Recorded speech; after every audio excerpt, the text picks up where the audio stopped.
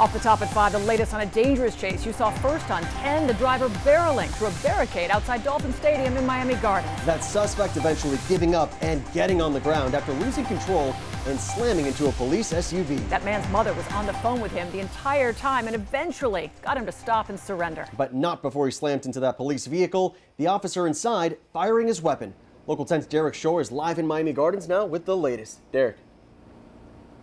Well, tonight, police are not telling us why they wanted this guy in the first place. We're hearing there was possibly some sort of confrontation at a nearby bus stop, and there was a gun involved. What I can tell you is police are confirming that at least one officer ended up opening fire while this pursuit was happening. Take a look at where it ended. You can see that police cruiser sitting there. Well, that was the brunt of the impact when that suspect vehicle went flying around the corner. Take a look as this wild police chase comes to an abrupt end. The suspect in that white Chrysler sedan slamming into a Miami Gardens police SUV. The officer at least appearing to fire his weapon through his own windshield. The suspect getting right to the ground. He's a good kid.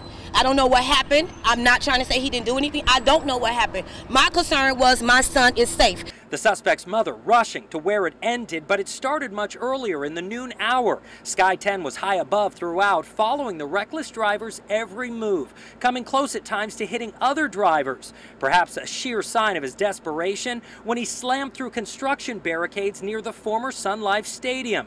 Then he drove in circles through nearby neighborhoods throughout Miami Gardens and northwest Miami-Dade. He then made the terrifying decision to take southbound lanes of 441 northbound. Amazingly, not slamming into anyone head-on. At one point, even making his own road through a park area to evade capture. Eventually, the white sedan making its way onto Miami Gardens Drive, taking a turn onto 5th Avenue, but colliding with that Miami Gardens cruiser. At one point, you can see what appears to be the officer fire a shot, that bullet going through the cruiser's windshield. The suspect surrendering. I was talking to him, and he said, "Mom, the police is chasing me." And I'm like, "Where are you?" And he told me where he was located, so I came. Angela Jackson said it was her son behind the wheel, a 24-year-old named Antonio Jackson. They were on the phone while the chase was happening, and she says she was trying to get him to stop. His father told me he saw his son's rental car on TV and called his son's mother. She said he was scared that the police might either shoot at him or beat him. I'm glad it ended the way it did. I don't want to bury a child. Like I say, they could have killed him, beat him, whatever. Y'all see what's going on, and he's a black.